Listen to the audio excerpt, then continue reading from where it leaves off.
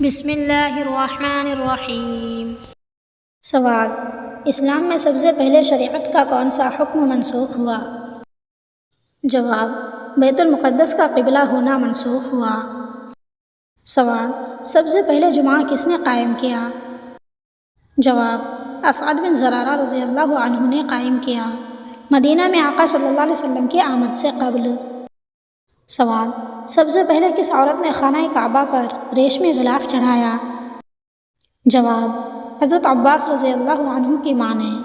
بچپن میں حضرت عباس رضی اللہ عنہ کے گم ہو جانے پر ان کی ماں نے نظر مانی تھی کہ اگر میرا بیٹا مل جائے تو میں خانہ کعبہ پر ریشمی غلاف چڑھاؤں گی۔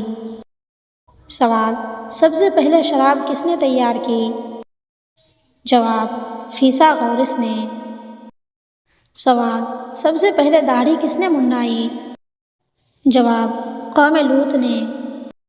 سوال: سب سے پہلے ریشم کا لباس کس نے پہنا؟ جواب: قوم لوط نے۔ سوال: وہ کون سا پانی ہے جس سے نہانا یا گندگی دور کرنا گناہ ہے؟ جواب: آب زمزم۔ سوال: وہ کون سا پانی ہے جو قیامت کے دن نیکیوں کے پلے میں تولا جائے گا؟ جواب: وضو کا پانی۔